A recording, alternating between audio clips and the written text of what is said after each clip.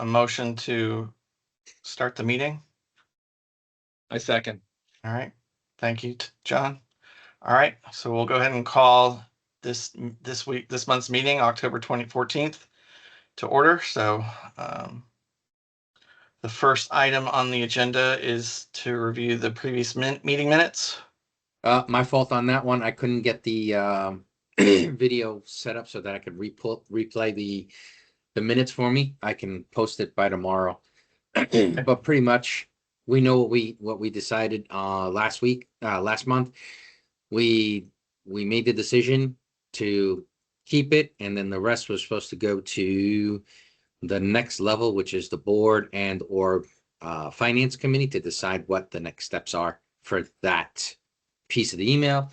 And that pretty much was it, because we couldn't talk about much else. So Dom, was that valid, not having Breck there? I read an email that was forwarded that there was a question about, since the chair is not there, if that vote is valid or not. Just curious if that's the case, or I don't think so, because it was a quorum. yeah. But Bill did say he wanted to show it to Breck. But once we made the decision, it was still Breck still needed to see it and see if the finance committee needed to do something about it. Okay. So it came out of our worry. We did our part.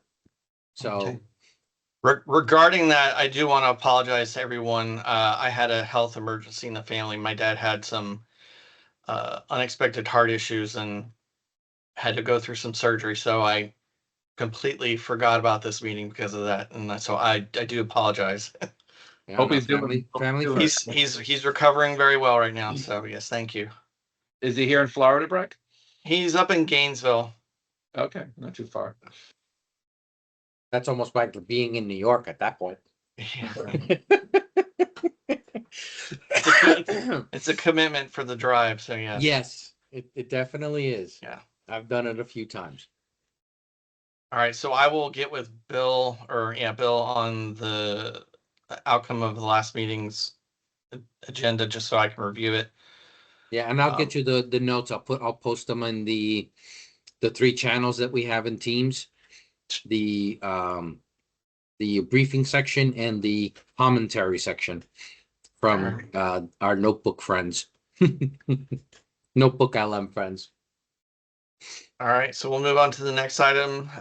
Give the owners any chance to make any comments. It doesn't look like we have any owners on the call. What do you mean? There's 1, 2, 3, 4 of you. that are on the committee, I guess. So. All right. All right, so we'll go ahead and adopt this month's agenda. So the first item of discussion is the code of conduct that was passed down from the board.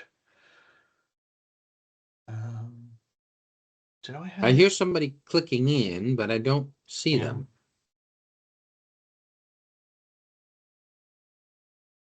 Okay. Weird. I have. Was this? Oh, there he is. Yeah. Was this the email that Katie sent out? Yes. Yes. Okay. Well, I'm just glad I heard that it's not our group. I know we have a very opinionated group, but I don't think anybody's been disrespectful. Agreed.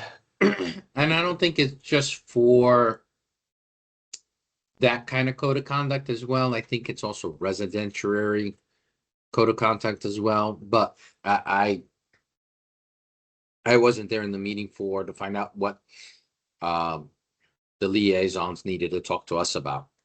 Yeah. Dom, it doesn't look I'm able to share for some reason. So yeah, hold on. I'll make you a presenter. The new feature. All right, now you should be able to share. All right, let me try this again.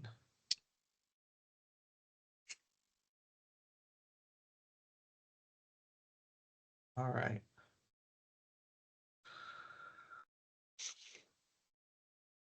So in accordance with the governing documents, blah, blah, blah.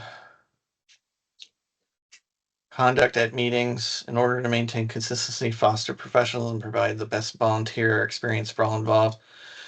The board has adopted the following standards of conduct during meetings of the consulting body. Meeting participants defined as staff, board members, liaison, consulting body members shall be treated with respect by members of the consulting body. Any act of harassment, abusive attitude, argumentative standpoint, or intimidation towards any participant as determined by the chair, staff, and or board liaisons will not be permitted. And attending any consulting body or board meetings while under the influence of intoxicants, that's interesting, is not permitted. General duty, appointed members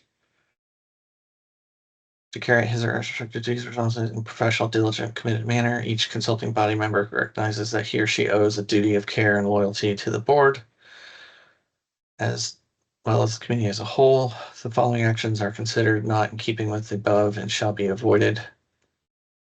Sharing information or opinions outside of the consulting body or board meetings in a manner that may undermine the integrity of the consulting body or the boards. Participating in the reckless or intentional misrepresentation of information relating to the boards or the consulting group. That could be interesting. Misusing information related to the boards and or consulting group, representing personal interests rather than the interests of the community at large. Using consulting group member contact information for any reason other than the consulting group business. Not maintaining their good standing status as member or permanent resident. Missing 3 consecutive meetings unless otherwise assisting the consulting body in another way. Using any property or facilities that belong to the board and our members for personal use unless such use is generally available to residents. Consulting body may not publicly disclose any confidentiality consulting body or board management documents, materials, or information unless the board authorizes such disclosure. That could be an interesting one. Conflict of interest.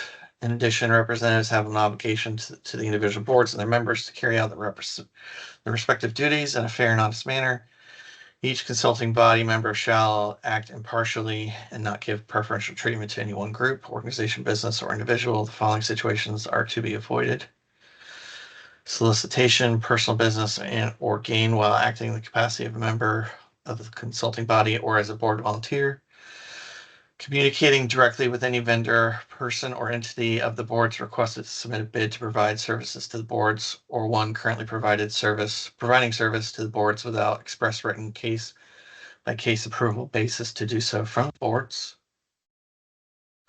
Failing to fully disclose to the board or personal or business relationship with the current or potential vendor of the board or a person of the consulting body made any recommendation to the board to engage the vendor or personal or renew an existing contract. Accepting anything of value from individual, group, organization, or business as a result of his or her current position on the consulting body. So, seems fairly straightforward. Some interesting ones in there that could, I imagine, be touchy with our community. So, Bill, thank you for joining. We just reviewed the code of conduct that Katie Look where had he is. sent out. Yeah, nice office.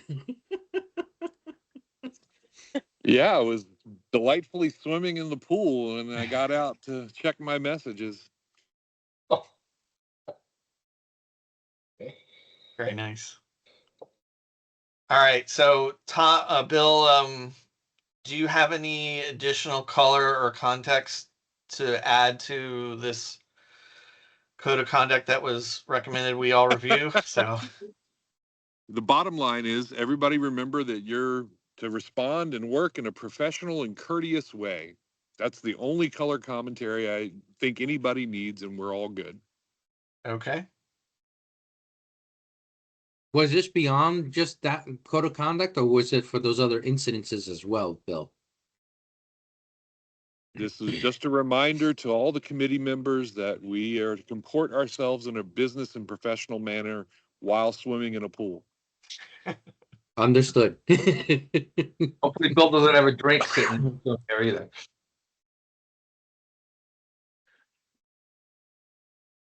All right, I'll take over. sure thing. All right, and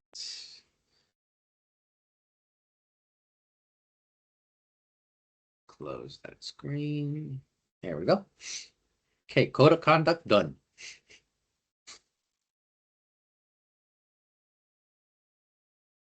All right, so the next item was the digital signage project.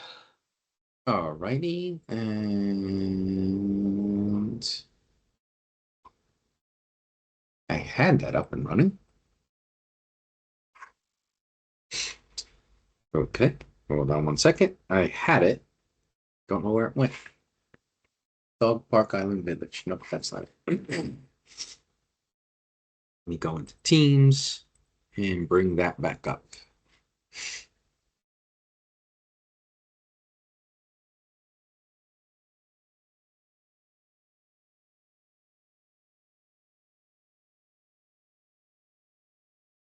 Digital signage. I'm assuming it's the PowerPoint, Tom?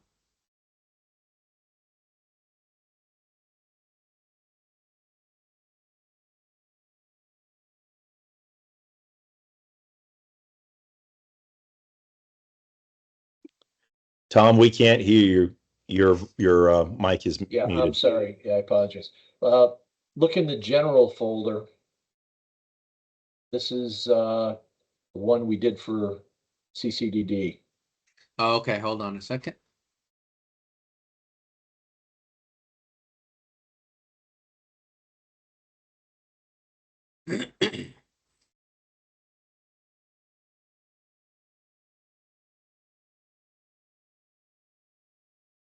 All right, I'm in the general folder.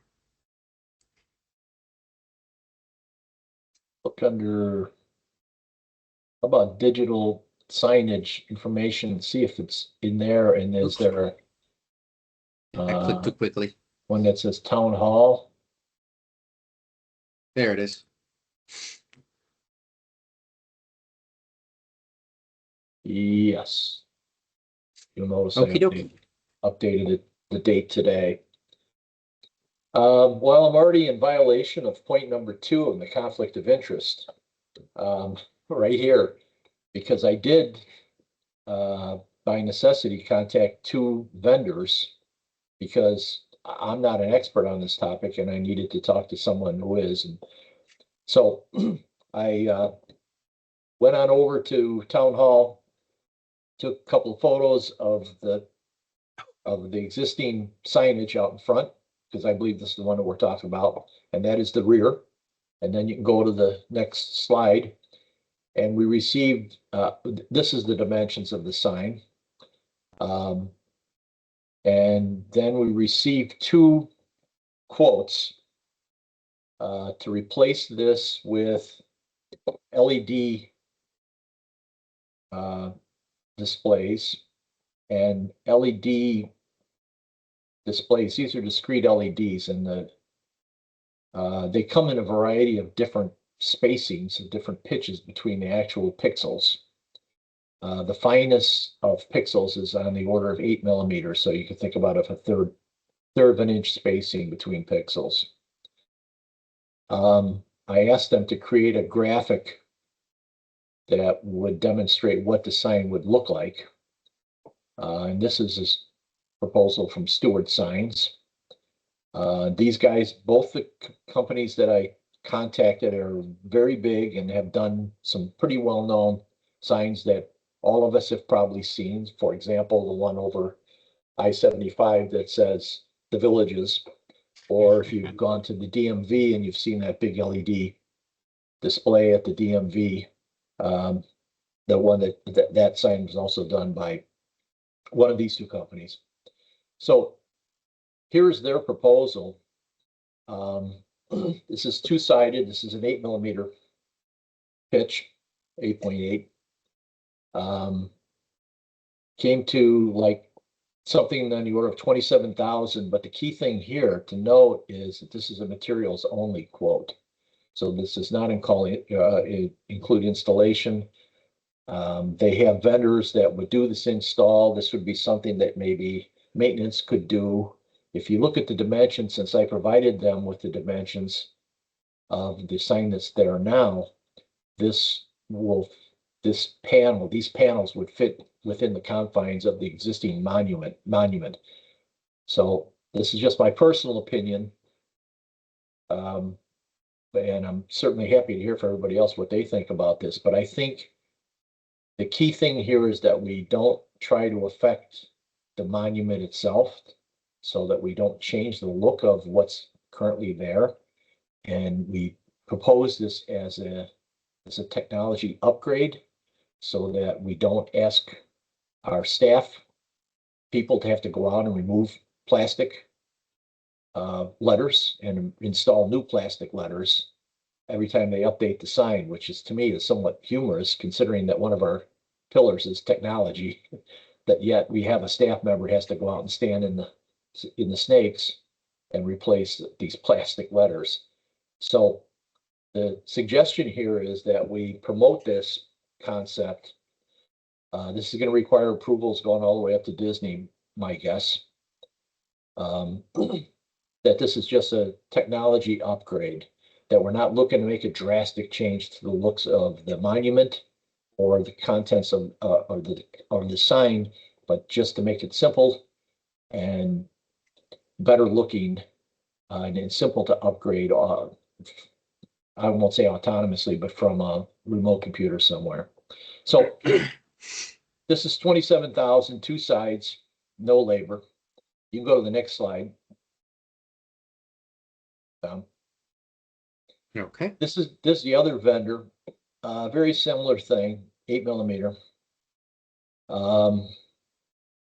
This is a full turnkey install, basically 41.5K.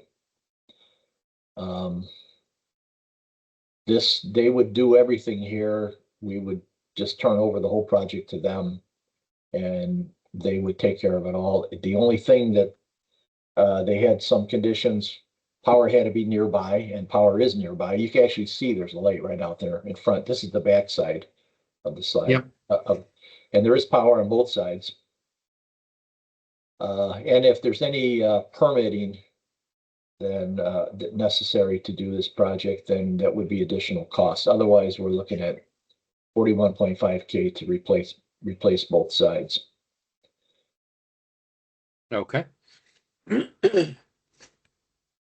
I mean, if we look at it and we do the numbers with the Parks and Rec team and the communications team and committee, we can figure out the numbers on return on investment through them.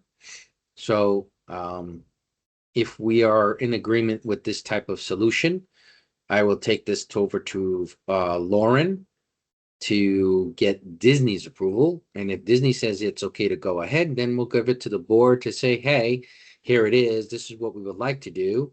Here's the return on investment costs. And we've gotten approval from Disney to go ahead and do this if we choose to.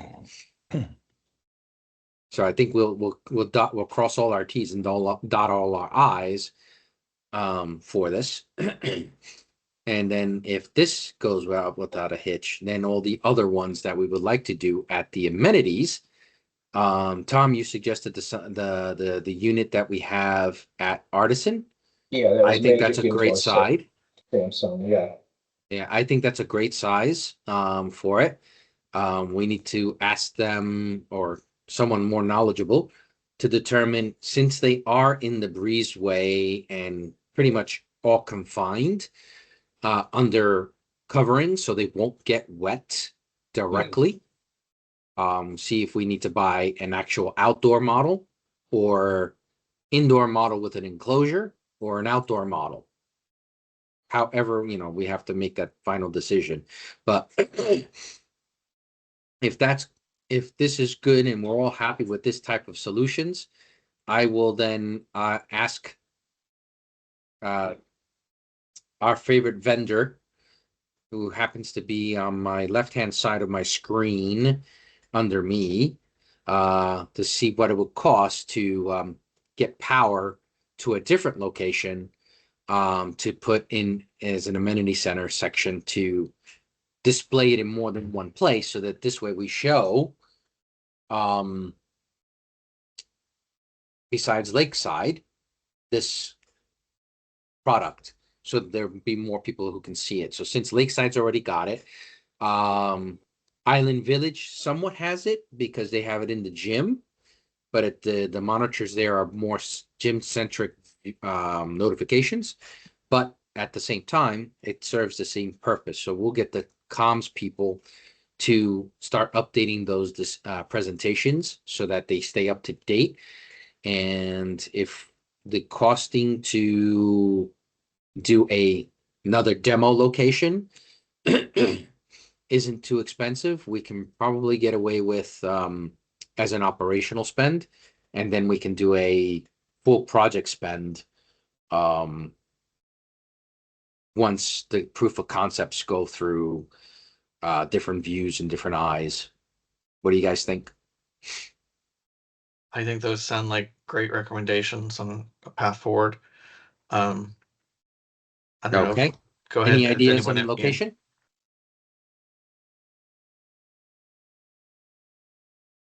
Well, if I could, just real quick, just running back to this proposal number 2. So the difference between proposal 1 and proposal 2 is proposal 2 is including the installation, and that is or is not including any of the electric, or also are we going to need low voltage run out to this? Is that going to be included in this, or? Well, that's a good question about how do we, is this, how do we update the content? Is it wireless? I didn't ask that question, Andrew. That's an excellent question. I can follow up. As far Okay. as power, I believe when I read the details, I didn't include all the details to make this brief. Mhm. I think they said electric within 6 feet. Yeah, we got that. We got that. Yeah. Perfect. We can get rid of So- those lights and use that power. Right. Well, are those lights on a timer circuit? Yeah. That would need to be separated out. I was just about to ask that. Yep. Well, we would just take the timer out, and just hardwire it. Yeah. So yeah, as long as the wires are present. If it Okay. wasn't 6 feet, they would just run a piece of conduit up or underground and up, or liquid-tight or something, I don't know. Yeah, So- we would just probably need some sort of conduit Yeah. for the I don't think- Ethernet. Power, I don't think is a big problem. The Wi-Fi connection, or whether we have to run a separate raceway, a piece of PVC with the Ethernet in there, a Cat6 cable or something, that's a different question. I didn't Or think to ask that question. HDMI and keep the computer inside the building so you don't have to worry about the climate control. Well, I don't think we would run the HDMI Yeah. outside through the building, because we have to worry about transient. HDMI is a very fragile interface because of the speed. Yeah, We that would just- limit the locations we will be able to put the PC. We would have to probably put it, because that location is going to be the new resident services / Lauren's office. So Yeah. that would probably, yeah. I mean, we could probably stick the computer on a little cabinet up against the wall, no big deal. But if the building decides to leak like a sieve again, that computer's going to get wet. These guys do this every day. This is their job. This is all they do. So Yeah. both these companies are really expert in this product. So I don't think that this is going to require a lot of thinking on our part. I think it's bigger issue. Do we get a different contractor to do it, or do we turn to their contractor, or do we go with a turnkey or whatever? Those are the main things. And then how do we sell this and get it adopted? You'll notice that we carefully chose the sign to be in a black and white sign to as closely emulate the existing sign as possible, rather Yeah. than put up some flashy color thing. So I think the biggest hurdle for us as a committee, really, I don't think this is a real technology issue, is a political issue to get it sold to the people that would decide whether or not they could accept this. By the way, these are fully dimmable all the way to off signs, so we can make them as dim as possible. We can make them off. So that shouldn't be a consideration. They can be bright, they can be dark. Do we have the full documentation there, Tom? Yeah. So that if I have to give it to, I'm gonna definitely have to give it to Lauren, Yeah, and she's gonna probably need to submit it to the Disney right. people. I can send you the proposals that they sent, and you can see what's in there. The key attribute for these signs is you can see when I actually took this photo that the sun was shining on it. So these outdoor signs, I don't know how up to date you are. Even though I'm not really an optical guy, even though I have a degree in physics. I'm not the whole nits, candelas. This sign needs to have something like 4,000 nits, and just to calibrate your TV in your house is more like 400. So these are extremely, to get over this sunshine barrier. If you put your TV outside in this place, you wouldn't see it during noon, like when I took this picture. So that's why they're discrete LEDs. Otherwise, we would just put a big flat panel out there. But that's just not going to cut it. Nobody would be able to read it during the day. Tom, with the iPhone 17, we just went from 2,000 nits, which are previous models, to 3,000 nits for the 17 line. For that exact reason, 3,000 nits in the sunlight, and that was one of the things we advertised for better viewing of your screen. Yeah. Okay, cool. So the documentation I read said that we're going to need something in the order of 4,000 nits. So I don't know that we want to get into that detail with Lauren to say, or I mean, you could put it in there, but what's that going to mean to her? Yeah. But I think that very important though is that you emphasize that our objective here is to make it look like the existing sign, but to make it automatable, that we don't have to go out and take off a plastic letter whenever we want to update the content, and we sell it on that basis. It'll look really cool. Tom, I assume to try to make it, what's the word I'm looking for? It to try to make it as acceptable as possible. We're assuming the white background and black letters.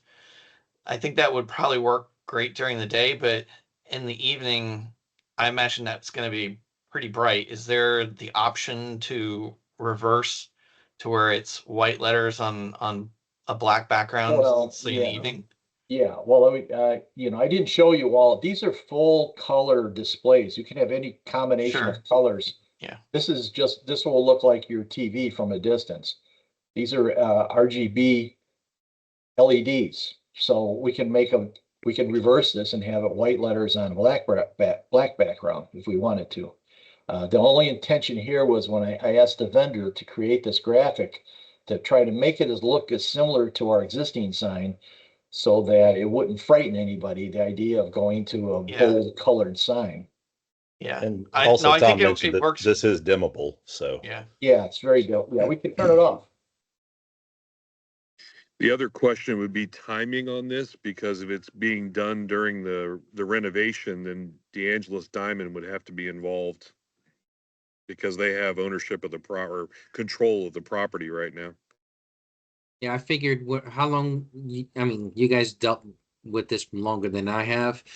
I'm guessing this information that we're going to give to Disney is going to come back probably sometime, if we get this out to Lauren, this week. By the time she's able to talk to somebody in Disney and have them even take a look at it, might be Christmas time. So by the time that happens, and then we get the approval, and then we look for vendors, and then we look at the final approval to spend it, you're talking maybe right after DeAngelis Diamond is completed the construction. I don't think we're going to get this done within 2 months.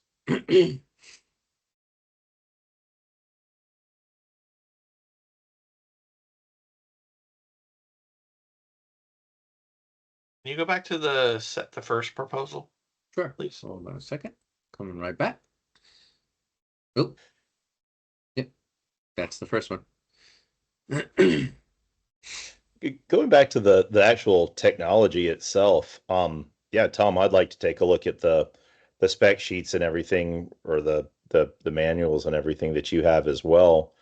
I'd be curious, does it require an HDMI connection, or is it something that, like the one that we have at the clubhouse, the Artisan Club, that, is it basically, does it have a onboard unit that basically we address with software, and it's IP based? It not really running off a PC, so to speak, but actually it's just something that a PC has a piece of software running on it that ultimately generates, and then it just pushes over to the onboard display in these units.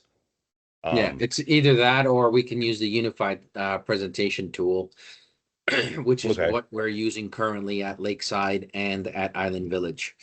But Okay. I mean, whichever tool works best and has a centralized Yeah. process, I'm good with that.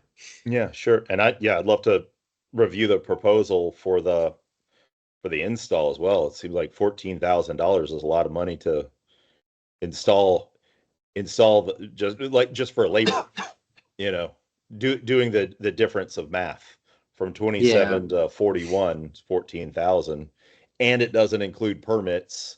So I just be curious to look at that scope of work, and see how it was coming together. So Now, I know not for conflict of interest there, Andrew, what would something like this, from your point of view, the costing would be to have your people do it? I don't know, that's why I'd like to properly review the scope of work, so that I make sure that I'm not oversimplifying the process. So I, talent and product knowledge certainly have their merit.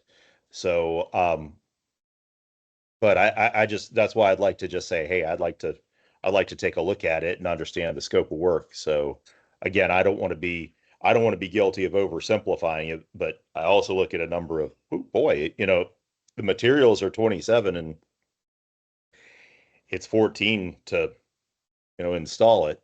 I don't know. I just, again, I just want to be cautious of that. So, In that, and look at it together. So Yep. that's all. Tom, did they give you a scope of work in that proposal of what they're going to do to install it? Yes, actually, it's in the next one, not this one. This was just material. Yeah. In essence, this is the scope. Okay. This is everything. They're gonna do it all. So, I mean, there are things probably, if we needed to, Andrew, probably stuff that our maintenance team can probably do ahead of time and cut down that installation cost. Like if we get it approved, we got the monument there, completely gut it out, get it all ready for them to be able to install the TVs. All they probably need to do is put in the frames to hold the TVs in place, and don't know if they're going to put a plexiglass protectant in front of them. Not sure, but yeah, whichever the case may be on that end, and then maybe we can run the conduit to have the power put in there by our team as well, just to save the costing, and they just install it. So it may come out to say, if we're throwing out a number, maybe $30,000 instead of the 41, because Sure. we've done some of the work. Yeah, and I'd love to just be able to offer, to review the scope, or to review the materials list that Yes. may have been provided in the formal quote for that, just to see if there's, if we have an opportunity to save, some money. That's all. Just like to have the opportunity to do that and contribute. So Yeah, sounds good to me. All right, we'll get back together then well, not next week, but the week after when I'm back from vacation. Um, we'll get all this stuff together and give it to Lauren by Friday this week. I can give her what we have. And then in the following weeks, I'll ask the comms staff and the comms committee, plus the Parks and Rec team, to give me the numbers of how much it costs them to do the current work that they do. The paper spend, the staff going around from amenity to amenity to update all the boards and changing all the papers, all that stuff. I'll try to get all those numbers from them because they are the ones that would know the best. They're the ones doing it. So let's see how much they can tell us it costs in manpower time plus materials, and we can try to get a return of investment time. I'm guessing it's going to be at least maybe a year possibility, but might be less time. But again, I'm only throwing numbers that from what I know of them doing, but I don't know how much they print. They do print quite a lot, so that number might bring us to return on investment to less months instead of 12. But I'll get you those I'll get those numbers hopefully within the next 2 weeks. And then we'll have an actual proof of concept and saying, yep, this spend will actually benefit us. So then we'll have more proof to say, hey, Disney, we really need this. Oh, excuse me. I'm still getting over a cold. So right now it's Grand Manor staff that's going out and changing this. Yes, the Parks and Rec team. Yes, they're going around from except for obviously Artisan, but they do all the park areas, any parks. I think even the parks in Artisan are being done by them as well. So if there's any notice boards in any of those areas, they put up those documentations that they need to post in all those locations in all the parks. I imagine one of the benefits, as opposed to just having a single message that we perhaps update once a day, will have the benefit of actually being able to display multiple messages now. So Yeah. perhaps there's some added benefit to that as well, as to being able to have additional notifications on there as opposed to just one announcement. So Yeah, it can roll through multiple screens.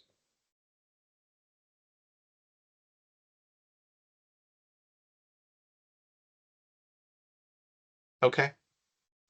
Does that just cover item 1, or does that also cover the marquee recommendations? Dominic? Did we lose you? You're on mute. Sorry, guys. I was pulled away to ask some other questions. Sorry. What was your questions? So we had 2 items under the digital signage project, one for the display types of whatever, and then a second item for marquee recommendations. Have we covered everything, or? Yeah, so the marquee has been done by Tom. Thank you very much on that part. And for the amenities, simple solution, use what works. The ones that are being used, the one that's being used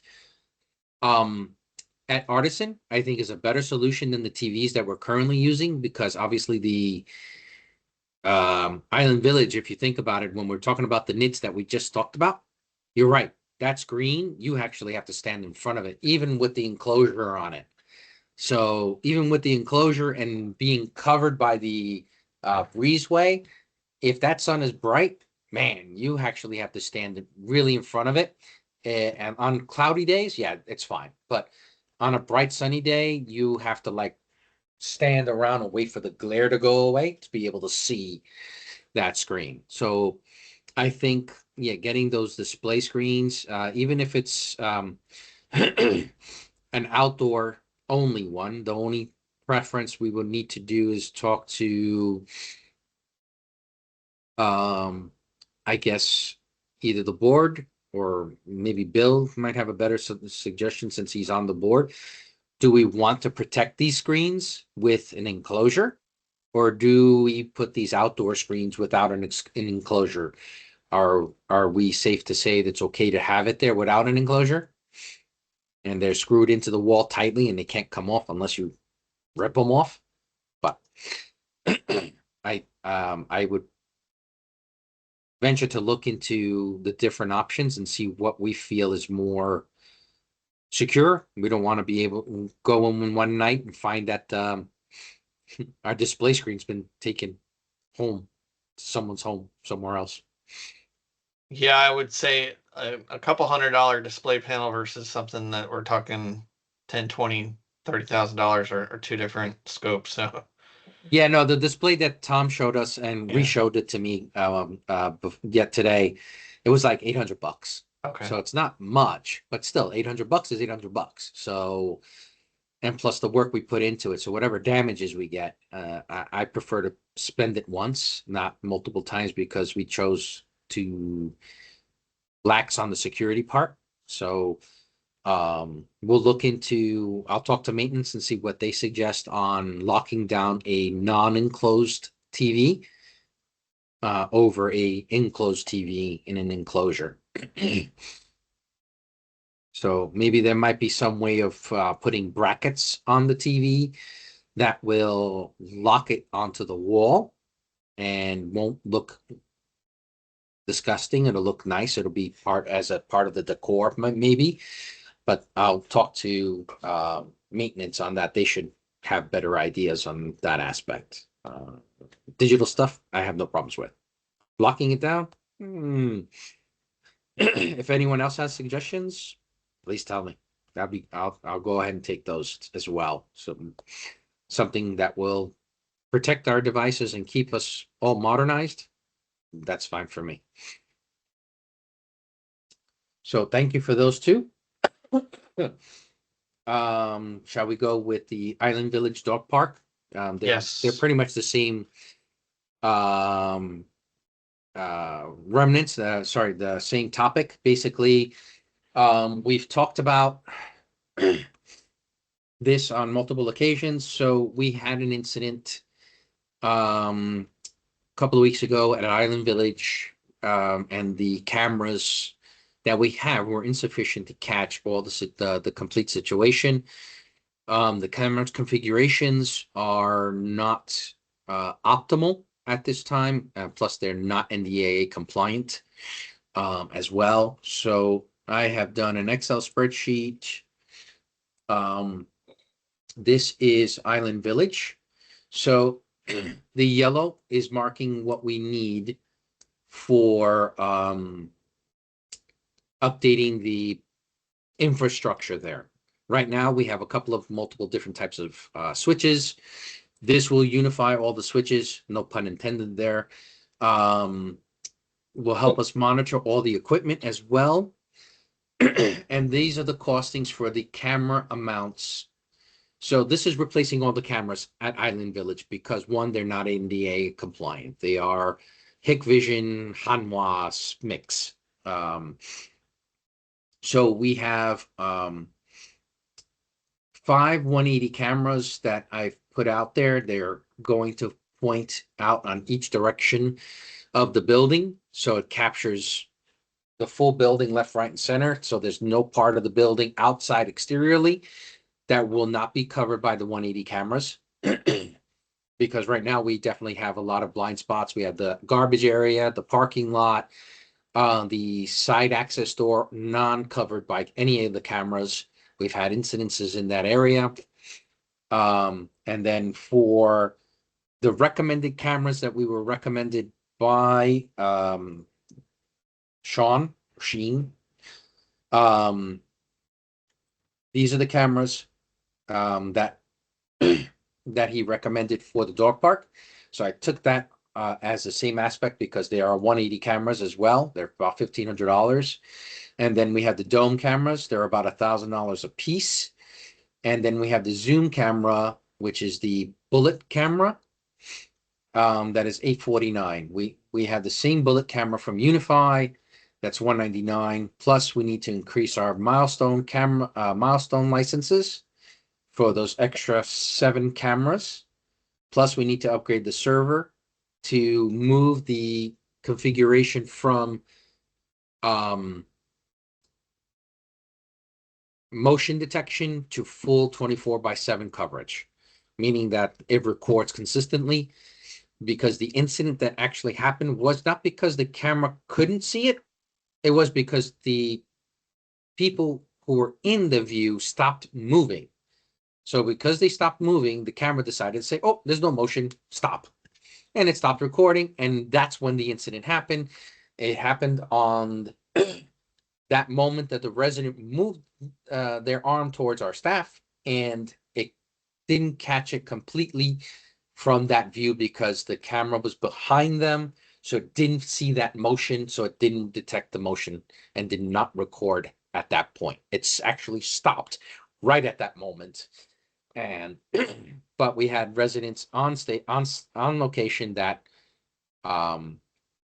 verified this situation. So to not put people in harm's way for that, we're trying to cover every aspect of the building to protect the residents and the staff at both ways.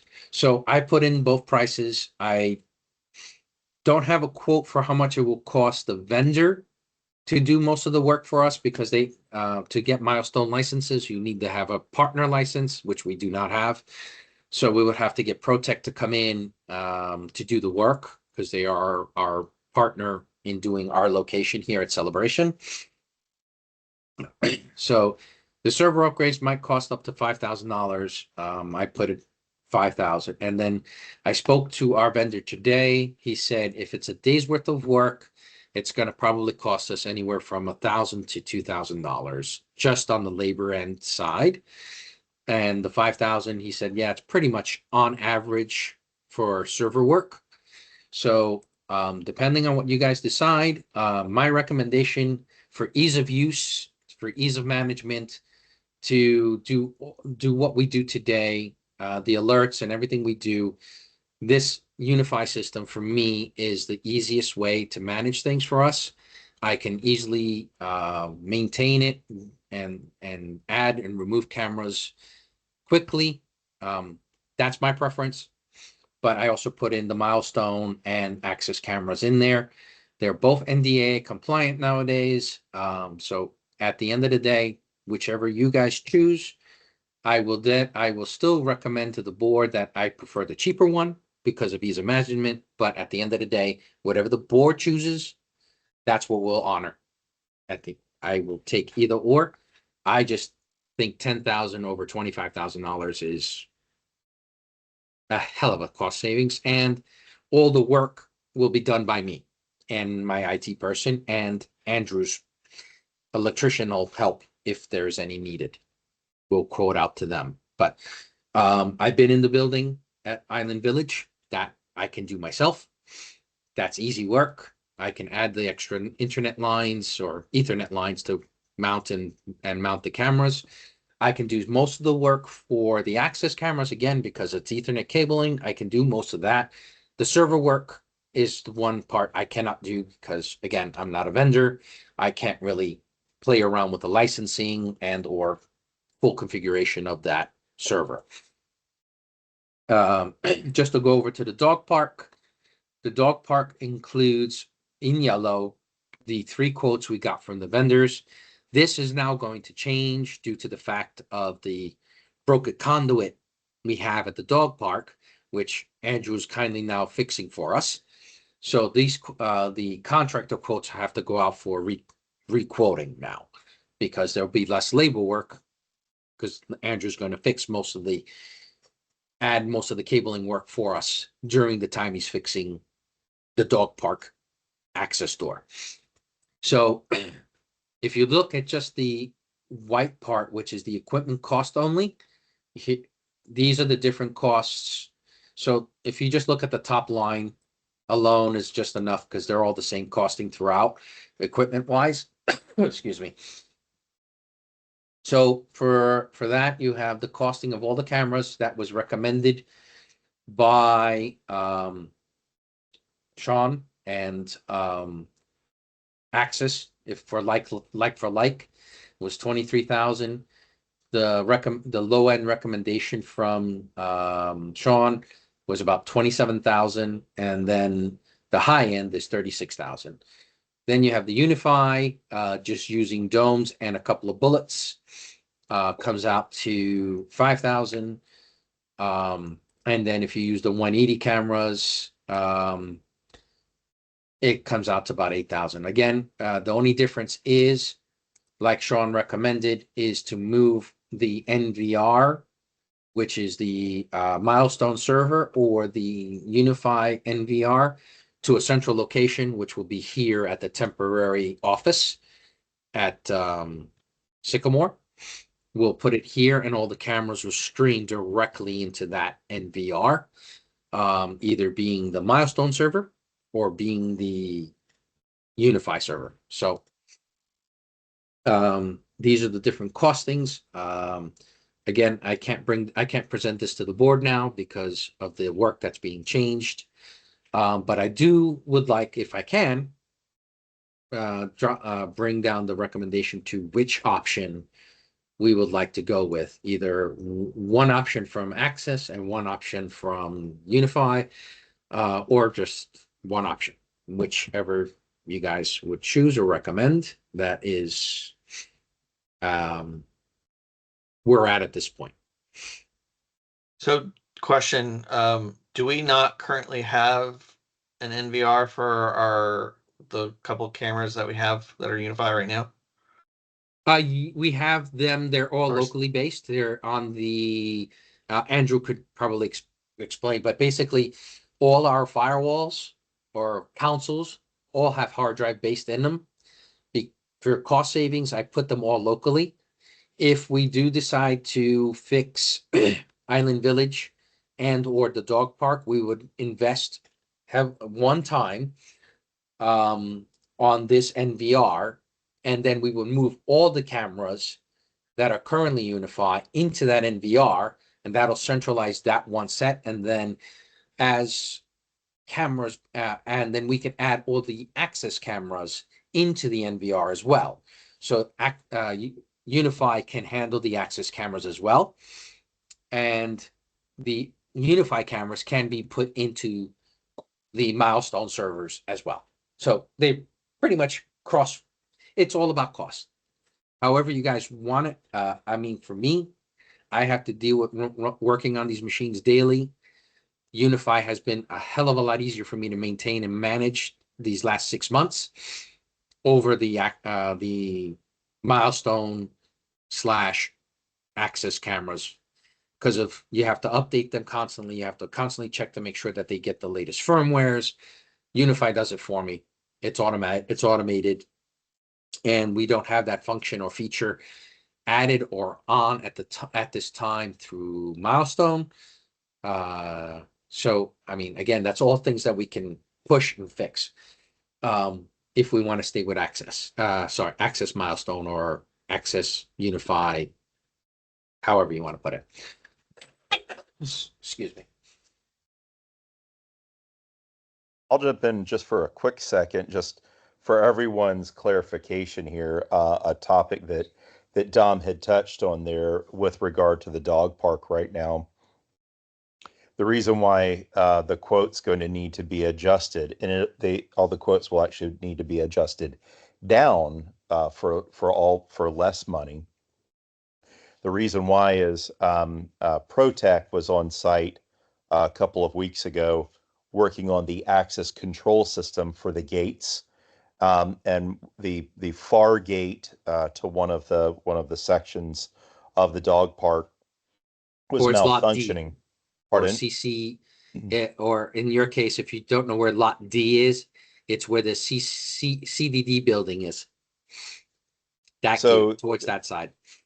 So they were able to. So basically, there's a problem with the hardwire that's going to the access control system and to the door reader at the gate. And ProTech attempted to correct the problem themselves and also noted that the conduit was compromised that contained the damaged wires, so they were not able to reuse that conduit and just fish new wires through it.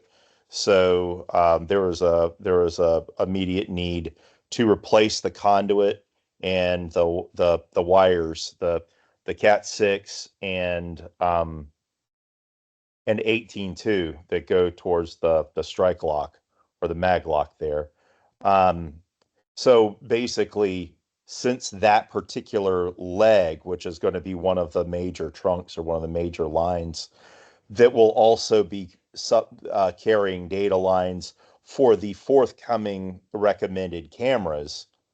Basically, we have a different bucket that's paying for the replacement of this trunk line or this branch line out there and the wiring to it.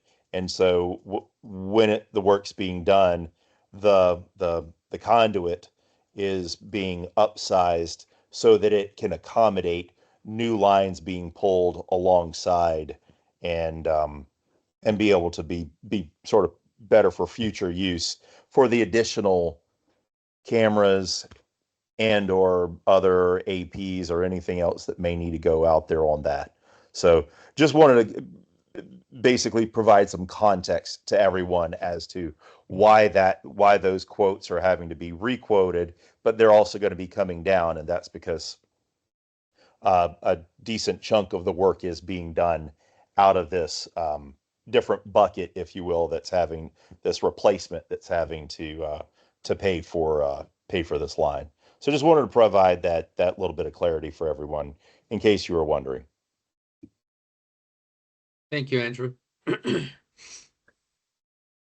Hey, Dom, I'm not an expert at this, and I know we had the person on here who thought it was. I just don't know the difference. Tom, you probably do, between the two as far as quality, what you get from like an enterprise class to a consumer class with these cameras, and I'm not sure of that too. I know, Dom, it does sound like a lot of money, especially to us and through our pockets, but I'm just saying, like, when I see monthly reports from CROA and we spend $30,000-$40,000 to do lawn care and, clean up a park, investing in cameras and security and safety that will last for years and years and years. To me, when I look at it that way, it's not that much money compared to what we invest, again, in like lawn care and stuff with exquisite. I would just like to hear from somebody who knows the difference between the two. If it's fairly similar in quality and security, I mean, I can understand the cost difference, but again, if it's consumer grade and enterprise grade, and I'm not saying it is, I'm just asking that question. Well, Something, yeah, I mean, in my opinion, working on in an enterprise quite in a couple of different industries, we've used Unify cameras, and granted, Unify cameras were at the time a lot more junior, about 5 years ago, and they were still pretty good. We used them. They didn't have the AI put in when we first installed it, and then they upgraded the software and they have AI, and we had a few incidences with things being broken in our building, and our cameras never turned on, and we thought it was a Unify problem. So the one thing we forgot is in the Unify, or even in any security system, there are different types of movement detection, human or animal. So one day we decided to turn on the animal detection on these cameras. Sure enough, it worked just as great, and it actually recorded things. And it was Rocco the raccoon who decided to pillage our office and break into our desks for food that we had in our desks. So quality and grade, we had them out in the tarmac at the airports with no protection, and they pretty much recorded very well. You can see the dust being pushed up by the planes.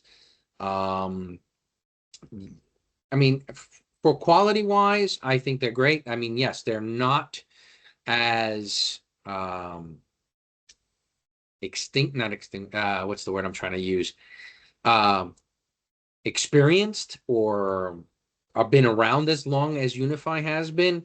But I mean, if SpaceX can install them in their buildings, I think we can install it in our neighborhood. You know, for me, I'm looking at the cost and ease of use more than anything else. I can manage either system. I'm just trying to make it as cheap as possible and easy on my end to manage. Because at the end of the day, I'm taking care of the system daily and monitoring it daily. So Since for we me, have since we have existing cameras in both environments, is there a way we can maybe do a comparison between yeah, we two can. similar? We can definitely do that. We can do this outside of the meeting. We'll pick Artisan Park and we'll turn on both consoles and make it go. And I'll show you what they both do. I mean, they're both great systems. I have no complaints about both in the sense of recordings and what they do. One is easier to manage over the other, and cost. That's pretty much it. Yeah, so Dom, just let me give you a quick example. So I work, one of my customers is the federal government. I work a lot with the DOJ, managing hundreds of thousands of iPhones and iPads, right? And as you all know, we have updates sometimes once a month, every 2 or 3 months, and I have the same feedback when I go to meetings with them. Now there's always new security risks, updates that really are needed, and patches on there.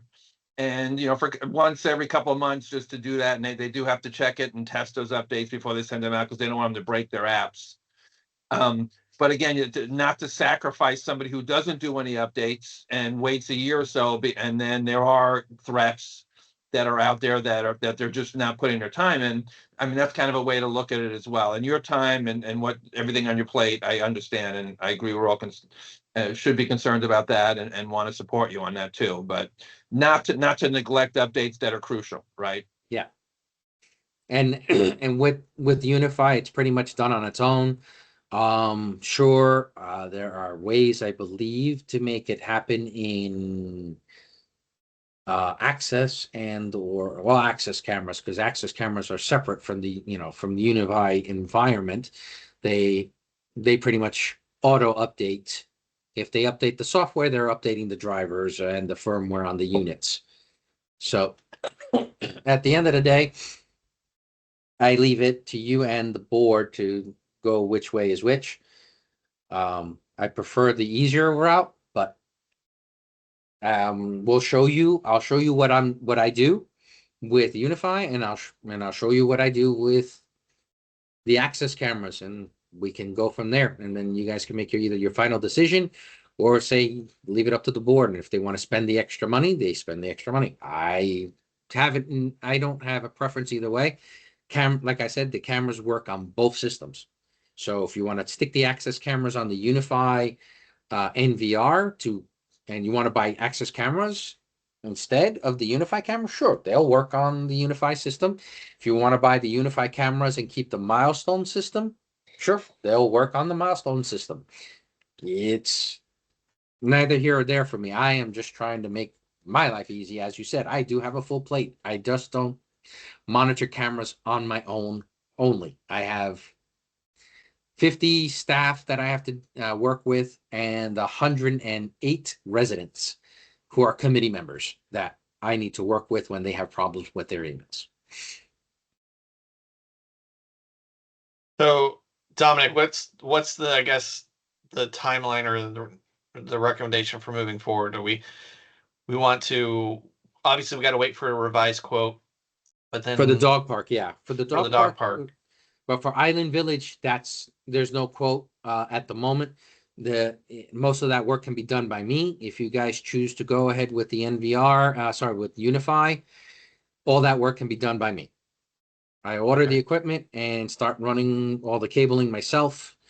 If you want to go with the access Milestone, then I can get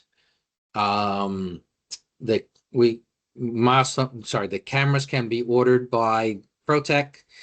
I can run the Ethernet cabling, get them all in the places that they need to post the cameras on, and then they can configure the Milestone server and order the licenses we need extra for that server. And what else? And configure the server and get it up and running to handle the new setup. Okay, so next meeting, maybe we review the revised quotes and then we hold a vote with from the committee. Well, I mean, for the dog park, yeah, we can wait until next month. For this month, because of the incidents and the constant issues that we're starting to have at Island Village, I would like to get this approved in this meeting so that we can get it to the board by next month, because the board won't approve it this month. It'll approve next month, the spend. What did you say Island Village has now? They have hike vision cameras? They're either Hike and Hanswa. And what's their Hey, NVR? yeah, it's Hikvision and Hanwha cameras currently Thank you. throughout the building. And but what's the, how are they storing the, what's their server? It's So on the there's, Milestone server. Sorry. I didn't know Sorry, that. yeah. So yeah, there is an MVR there, Tom, but Dom, I don't think that's a Milestone server, is it? I mean, I know No, the it is. physical It's server. Seneca, which is Milestone. Okay, with Milestone on. Okay, gotcha. Yep. Sorry, just trying to So they clarify. have a Milestone server, but they're using Hikvision cameras. Yeah. And Hanwha. Okay, so the Milestone part of the conversation doesn't come into play because they already have the server. We'll have to add Oh. licenses and then Yeah, beef up the server due to the fact that we want to run the cameras 24/7 and not do motion detection. okay. How many cameras are we talking about total? Total for that is we have, so we're going up. We currently have 7. We have 8 cameras there, and we're gonna need 7 more licenses. So we're gonna do a total of 15. All right, so you have 15 cameras on a Milestone server.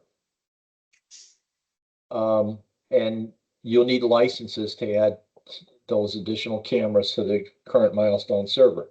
Yep, and we'll have to upgrade the server as well because Well, the server why do you is. think that? We have 29 cameras on our Milestone server. Well, one of the server is one because it won't handle centralization, that server. We'll need to upgrade the server, one because it's a Windows 10 server, so there's no support for it as well, it's not even Windows 10 server, it's a Windows 10 machine. So we'll need to upgrade that to a proper server so that we get support for it. And the licensing for that is about $1,800 for the server license. What else is there with that licensing? Then we need to upgrade the hard drives. That server only handles one hard drive. So we'll need to get a server that will handle multiple hard drives or a SAN to put to store the data for those cameras. So Okay. if we decide to stay with the Milestone, I will then have ProTech provide the actual specs for that replacement. All right, so you're gonna take the server out to replace it with a server with updated Windows, server. Yeah, Windows 7. Windows and then the updated version of Milestone if that's where we're staying with. And if we decide to go with the Unify NVR, it's $2,000 with 5-year warranty coverage on all equipment. And 2 hard drives that will handle us for about 30 days. So that's pretty much, that's a sufficient amount of coverage. 30 days worth of actual life backups. Okay, well, I don't see the hard drive discussion coming into play here. Axis has various compression algorithms that are selectable that can reduce the bandwidth and storage requirements to whatever we want it to be. It's hard for me to believe that Unify, by the way, I have Unify right here. I'm not down. I have Protect and Unify cameras, and I also have an Axis camera here. These two machines are not anywhere in the same league from my experience using them here in my own house. And of course, at Martin Park, where we have Milestone, if we thought Unify was the way to go, we would have it. But we don't. We have Milestone there, and we don't see any immediate need to change it. We don't see anything reason on the horizon. We're running 29 cameras. We do not record 7x24, but we record motion 7x24, and we can set that to record for as long as we want once triggered. So the fact that you had an event that you missed what happened is basically a configuration question. You can have it re-trigger and have it trigger for minutes if you'd like. So I don't see these two systems as being in the same operational league. Unify, I still maintain, is a consumer grade. It really does not belong in a city. And this is an HOA, but it's really the size of a small city. We've got something like, we estimate 13,000 people. We got 4,600 homes. I would not want to go the inexpensive routes for that reason only, because it's inexpensive. I think we as a committee have to be concerned about the future and what's going to happen. We know that video surveillance is increasing, not decreasing. So this is not the time for us to skimp or decide that we're going to go with something because it's easy. We don't do any maintenance to our server at the Artisan Park. It runs every day. There's no, we're not upgrading or hand holding in any way. So we're not seeing what you're saying that you are experiencing. Now, exactly why you're experiencing that, I don't know. Are your servers old or exactly what's happening? But anyway, I would always have a hard time getting on board with Unify as I see it as just a Reolink type. It's a backyard camera. It's good, but it's not commercial. It's not enterprise. The temperature specs aren't the same. The humidity specs aren't the same. I just wouldn't not get on board with it, particularly if you already have a Milestone server out at Island Village. I didn't realize that, but if you already have a Milestone server there, I would just put more cameras on the server you got.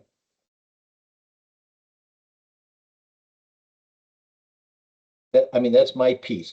Now it's a little, we're running late, so I know you want to get this decided today. I asked Sean, this is not an area I'm an expertise. I'm an expert in. We use, we're doing it at Artisan Park, but we need to consult with people who do this. This is a very, very important decision. We don't want to degrade or do something that's going to degrade our capability. I'm not 100% saying that we are degrading it. I don't know that Unify would degrade it, but I would like to turn to people who do know, like Sean and other experts, and get them to weigh in on this topic. This is a really important discussion.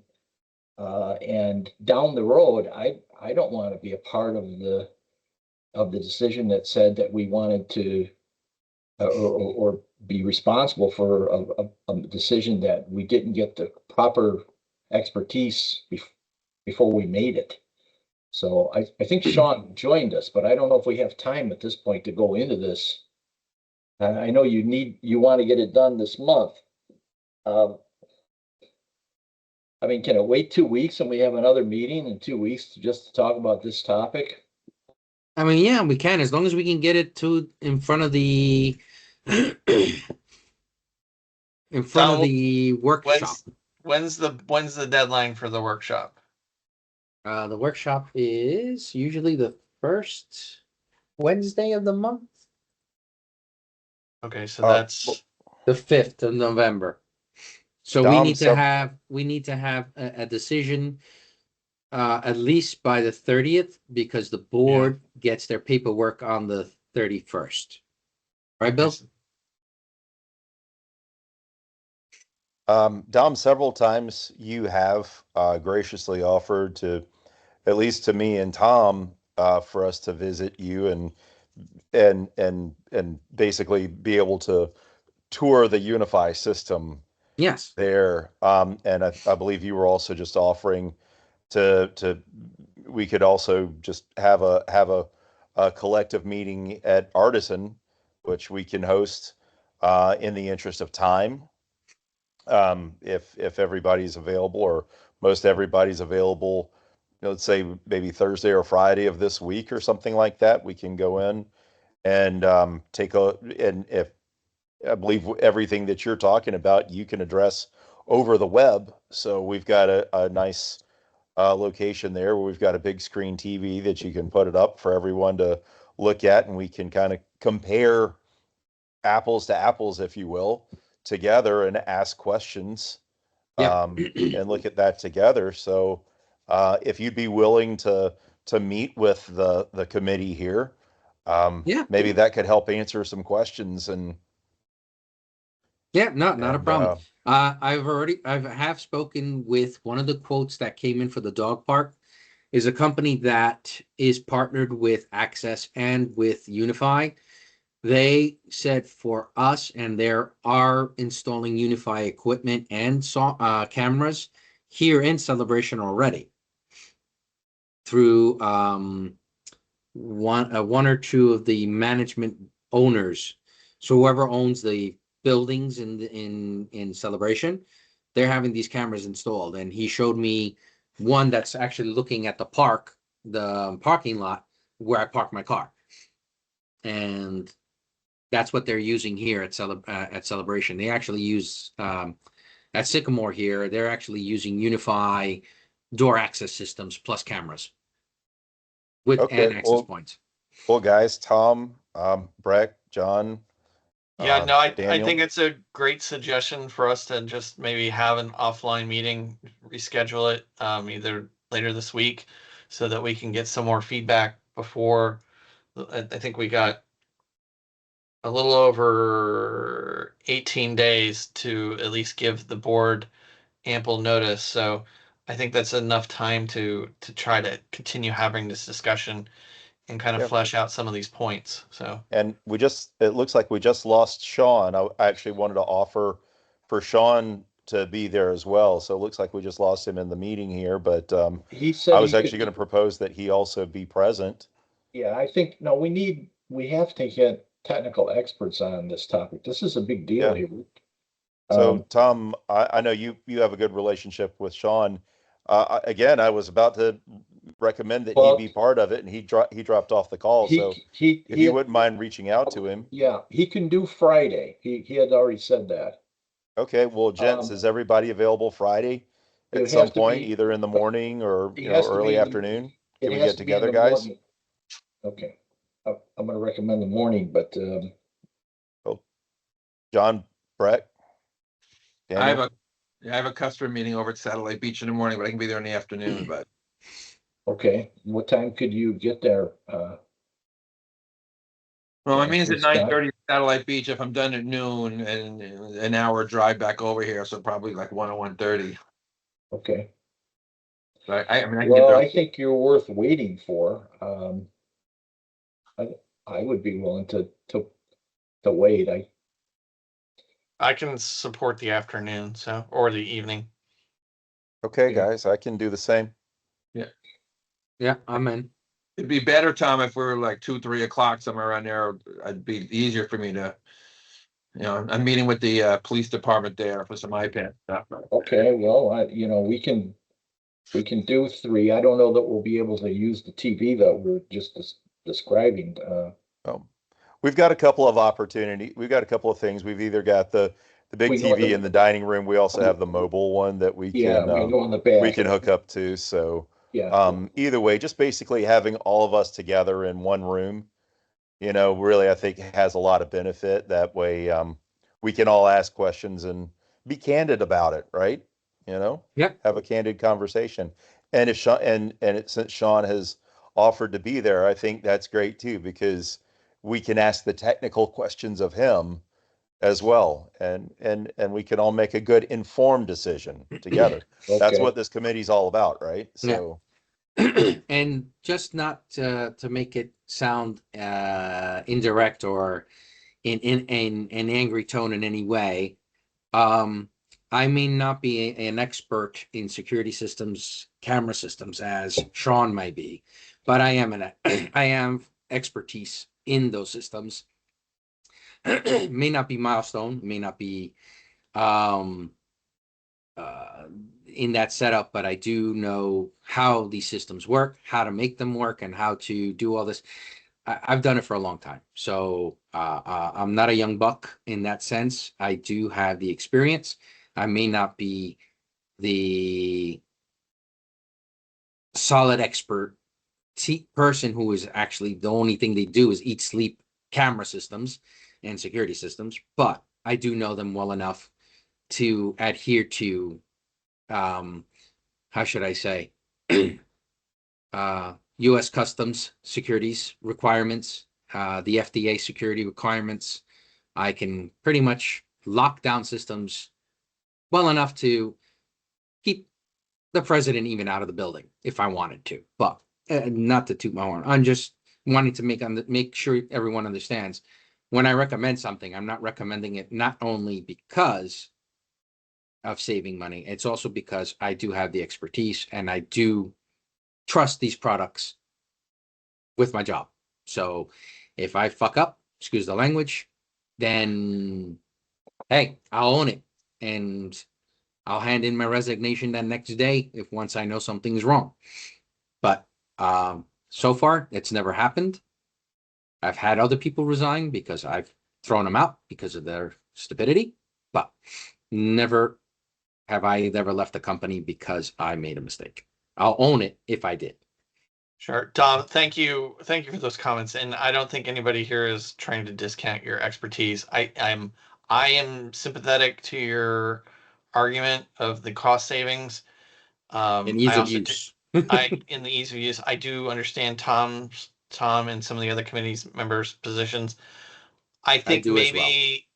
maybe if there's some pain points as far as you or us being able to administer Milestone, maybe if we can quantify what those pain points are and kind of what they what they convert to as far as real costs, as far as your labor, your time.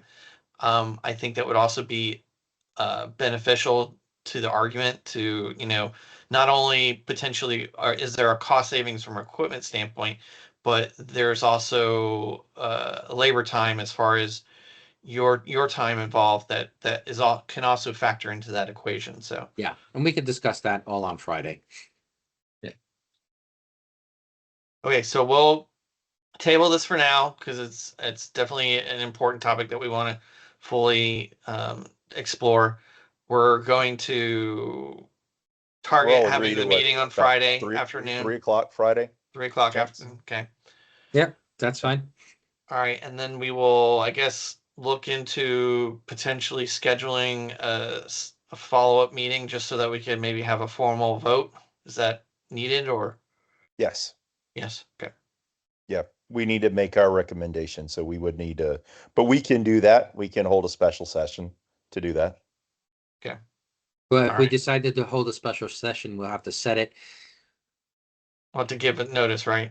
Yes, we have to give notice. We'll have to put it on the community. We'll have to get everybody to know about it. If we do, but if we're doing it as a conversation, I'll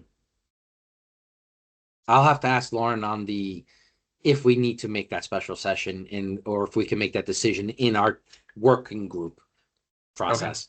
All If right. that's legitimate enough, then I think we can get away with it. But otherwise, I'll find out from Lauren to get the final say on that piece. We've taken votes at Emerson Park before. There you go. So we're up to the second to last part. All right, so the next item was the community outreach. I know there was, Andrew, we had talked about potentially scheduling a meeting with the other committees involved. I don't know if you've had any breakthroughs in communicating with any of the other committees, or if that's something that we just need to table for now and continue the discussion and trying to see if we can make some headway. Sure, I think it's a good reminder point. So thank you for that. And yeah, Dom, I think the other thing that if you don't mind, you were going to pass along the contact information for the other committee members so that we can just basically organize an email, put everybody together and reach out to them. So Yeah, you have access to all that in your emails.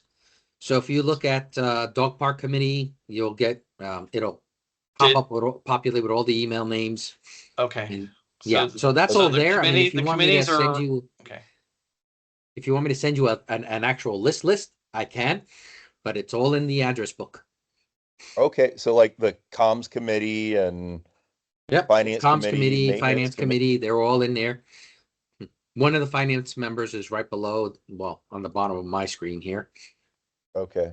Initials Sorry, BL. forgive me. I didn't understand that then. I thought I was Yeah. still looking for a list of people that here, all the respective subcommittees and their names and Yeah, I'll send email you all the addresses committee in there names and if you we want, reach out. and I can send you all the committee names. I know because there's a lot of service area committees, like the townhomes.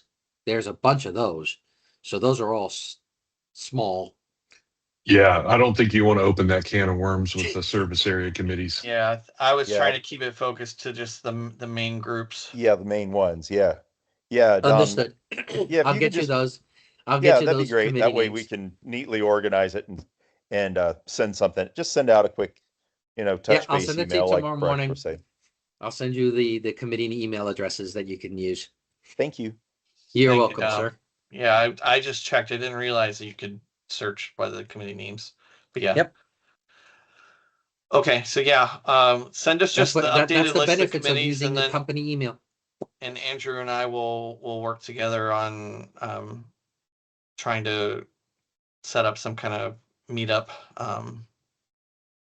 Okay. Yep. Sounds good. All right. The next item is committee comments. I Anybody have- have any? Yeah, I Yeah. have one. Tom and I have been talking about the Gallagher, and what do you have, about 150 people now, Tom? I personally got a lot of people signed up. The feedback I'm getting, they love it. They really do. The one feedback I also get is that I had to tell them that they saw the Friday Flash and the Monday Matters emails, but it was buried so far down as any email, people don't read past the first paragraph or so, or they skim past it. Dom, I'd love it if you and Laura would recommend, or if we can vote on it, a separate email just to the community talking about the digital IDs, one paragraph. Yeah, I can do that. There's no vote needed for that. I'll ask Yeah. her, and if she needs the board to approve, I don't think the board needs to be approved in that. The problem is the Friday Matter, the Friday Flash, and the Monday Matters is controlled by the Communication group. communications group, so they kind of put where the things lay. So Sure. when we first announced it, yeah, they put it in the top, but then after that, if we keep putting it in, it keeps going to the bottom. Yeah. So I'll ask them to push it back up to the front again, and hopefully Can we no send a one else separate will push it email? down. Could we just send a separate email, say digital well. ID here? Please, I think that would, I think people want more people to sign up for it. I don't know if the finance committee wants more people signed up, but No, they do. I mean, they want their money back, right? Yeah, we bought 1,000, so we want to sell at least 1,000. I would also recommend holding off a little bit till the snowbirds get back. If we Sure. can wait another month, I think we'll have even better receptivity at that point. I agree. And the 15 I bucks think- the feedback I've got was that they're happy to pay it. Everybody that I spoke to was fine with that as an investment, and they love it. I mean, it works beautiful. You walk up close to that gate, 5 feet from the gate, it opens up, and they're really happy with it. And if you notice, you have your picture, well, Yep, some my of you pic- have pictures on there. Definitely. And if you don't have a good picture in there, please visit the resident services ladies and take a new picture. All One thing we right. could do is put up a sign next to the card readers, so people, we remind people to go and get the digital IDs. I think that might be one, not a big investment to print out some papers and put next to the readers. I'll bring it Little up to the. laminated sign, digital IDs now available. Go see. Yep, That's a great idea, I'll, Daniel. I'll bring that up to the communications manager, and she'll bring it up to her committee members. Get them Alright. to approve it. Awesome. Thank you. Thank you, everyone. Have a good night. All right. I guess We'll just prove it. formally, can we get a motion to adjourn the meeting? I move. All right. Thank you. All right. Thank you, everyone. Have a good one.